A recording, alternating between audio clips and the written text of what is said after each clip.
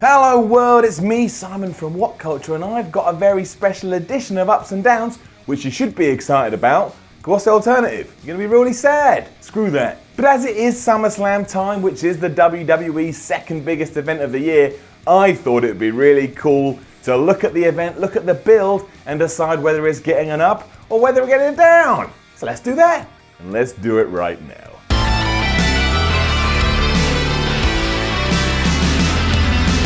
Let's start with the most obvious up, which is staring us in the face like a child who really wants to be fed, and that is the proper main event for SummerSlam between Brock Lesnar, Roman Reigns, Braun Strowman, and that's Samoa Joe. Aside from WWE doing such a good job, they all do feel like equals. You can argue this either way. You could argue that Joe's going to win, that Reigns is going to win, that Lesnar's going to win, that Strowman's going to win. And when you do that with any match, it feels better because you can kind of believe it's real, because it's like a fight. When you watch a fight, you're like, oh, maybe that guy's going to win, or maybe this guy's going to win, and it's the same here. Now, if I had to guess, I'd say that Lesnar retains, but I don't know that for sure, and because of that, I'm going to be on the edge of my seat, and I'm going to be enjoying every second. This will come at the end of the night, which probably means when SummerSlam is said and done, I'm going to think, wow, that was a good show, even if it sucked, because if your main event is decent, usually you get away with anything. This has been solid for weeks too, with Reigns and Strowman having great matches, Samoa Joe being his usual intense self from start to finish, and Brock Lesnar reminding us all that he is the beast incarnate and whooping everybody's ass. I really do think that this could be one of the most fun matches WWE has put on in ages, and if that is the case, then it's got to be an up. Hence why it got an up. Transitioning to Smackdown's main event though, and we kind of have the opposite of everything I've just said, so unfortunately it's got to get a down. Now I am very happy that Shinsuke Nakamura is in the main event. I mean, he's a top guy, so he deserves to be in top guy matches, and here he is being treated like a top guy. But given who his opponent is and everything that's happened on Smackdown recently, well, it just feels a bit lackluster. For starters, Jinder Mahal has been treated like a joke recently. I mean, he lost to Randy Orton clean, and then basically on this week's SmackDown, he lost to John Cena clean. I mean, we didn't see the pin, because Baron Corbin cashed in his Money in the Bank briefcase, but still, he basically lost to John Cena. He doesn't look strong at all, so if Nakamura does beat him, well, he didn't beat someone that was strong, and if Jinder beats Nakamura, well, someone that's not strong beat the King of Strong Style, and that's just irony gone nuts. I have enjoyed what Shinsuke has done up to this point, but it just feels like WWE is treating him a little bit like an afterthought, and Shinsuke Nakamura is not an afterthought. I enjoy it, of course, because I'll be interested to see what's going to happen, but it doesn't have that panache I wanted it to.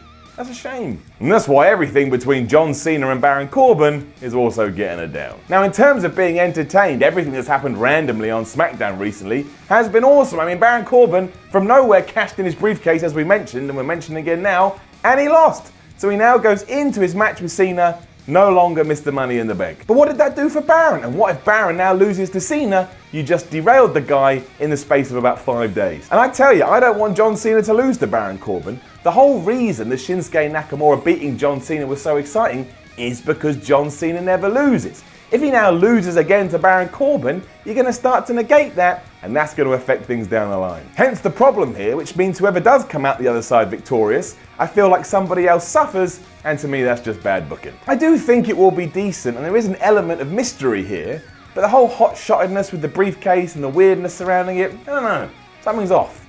Something is off. Don't know why I smelled. I can't smell anything. Just feels a bit weird. I do think WWE has handled the getting back together of Dean Ambrose and Seth Rollins wonderfully though, and at this point, I really do want them to win the tag titles at SummerSlam. Those are up. Everybody involved took their time, the fans now want it desperately, and you did take Rollins and Ambrose, who were floundering a bit as single stars, and you made them feel relevant again. So this has worked on all levels. If they can have a mini run with the titles, better still, and if that does then lead to Dean Ambrose turning on Seth so you can get that program, well that would be awesome, and even if you don't, having them as the champions for, I don't know, 8 to 10 months, that'd be alright. Maybe you even get Roman back involved at some stage. Who knows? Plus on the night at SummerSlam, you just know this match is going to be great, because look who's involved. Sheamus, Cesaro, Rollins, Ambrose. It's going to be decent. It's going to be awesome. We're going to have a great time. I'm really looking forward to it. I do not feel the same about Finn Balor versus Bray Wyatt though, and you already know that if you are a regular watcher of Ups and Downs. I'm sorry, I suck, I know, I'm a moron, but it's getting a down. I get why they gave the match away on Raw so WWE could start building to the return of the Demon Balor, but this just screams too obviously a 50-50 booking, and it just rubs me the wrong way. Clearly they don't want Finn to lose, but they also don't want Bray to lose because he loses all the time, So they went, well, we can just have one win on Raw, and then we can have the other one win at SummerSlam. And that sucks, because it means when you come out the other side, nothing's changed. Ultimately, I just haven't enjoyed this feud, because given who is involved, and Bray Wyatt and Finn Balor are very talented wrestlers, there's been no depth here. I mean, the most depth we got is, I'm going to throw some blood over you. Alright, I mean, that's going to suck. Blood would be like really sticky and disgusting. But what do you want me to do with that? I just would have liked more given everyone that's involved. Because I like these two, I really do. I know it seems like I don't, but I do. But give me more. The downs continue as well, because I really do think that WWE lost its way when it did come to everything with Big Cass and Enzo. And now Enzo's in a shark cage for some reason. I mean, why? Apparently because the real life Enzo doesn't like heights, so we're using fake entertainment to punish him. That sounds like a wonderful idea, but it's getting it down. Now, there's every chance what happens in the match actually saves this feud and makes it really interesting, and we'll have to wait and see. And fair play to Cass. I actually think Big Cass so far has done everything that he's needed to do, and he's been doing a great job, so he's getting it up. But I just don't really want to see Big Cass versus the Big Show with Enzo suspended in midair. I get nothing from that. Nothing. In retrospect, I do like the fact that we've injured Big Show's arm, because that doesn't mean there's a story angle here. But at the same time, if Cass then uses that to win, so he doesn't win clean and Big Show's got an excuse, well, that kind of sucks too. But it's okay. It's average. It's decent. But I guess that's the problem. It's average. It's decent. And when we're talking about SummerSlam, you got to be more than average or decent. You wouldn't have average or decent at WrestleMania, so don't have average or decent at SummerSlam. I am loving everything between the New Day and the Usos, however, because they're kind of like two teams that just run parallel to each other, so that's getting it up. Great promos, great in-ring work, a great attempt at making it all feel personal. You know they're going to have a great match at SummerSlam. It'll be really entertaining. You'll have a great time, I'll have a great time, they'll have a great time, because everybody here just loves having a great time. Also, I can't really call it. I mean, you'd imagine that New Day aren't going to lose the titles because they only just won them. But look at WWE TV recently. You don't know what's going to happen. And I guess while some of it has been weird, that is good. You want to feel like surprised. But if they do pop up in the middle of the card and have a great match, well, it'll make the pacing of SummerSlam feel awesome. Can't argue with that. Great work, boys. And I do have to put my critical hat on for the next match, though, because while I am actually excited to see Randy Orton versus Rusev, I think when you look at it as a whole, you got to give it a down. For starters, I can only see Rusev losing, given that Orton lost to Jinder Mahal for about 72 years, and that sucks. Why can no one at WWE see how important Rusev is? On top of that, this does feel like a thrown together feud, because management were like, well, we have to have Randy Orton on the show, and you do. You're right, you should have Randy Orton on SummerSlam, but don't do it like this. Rusev versus Orton should be a massive deal, so you really should have made it feel like a massive deal. Instead, it's kind of just there, and again, you wouldn't have kind of just there for WrestleMania, and you know the rest of it. But we are pushing SummerSlam like that. That's the plan here, to get more people on that old network, so treat it the same. Somewhat disgustingly, however, I am going to give it up to everything involving the US title, because what can I say? Been enjoying it. I don't even mind that Shane McMahon's involved, because while it can be silly that a non-wrestler stands up to real wrestlers, Shane McMahon is treated like a big deal, he's seen as a big deal, therefore Kevin Owens and AJ Styles feel like bigger deals because they're involved with it. Plus it does highlight the US title, and those secondary belts need that, and let's face it, it's better than the IC title, which isn't even on the show, and that gets a massive down. I'm sure Shane will get involved in some fashion, but you know that Styles and Owens are going to tear it up. It's going to be good. You're not going to be like, oh no, not this match when it comes on. So how can we give that a down? We can't. Gets enough. They're also saying that the rematch between Tozawa and Neville is scheduled for SummerSlam.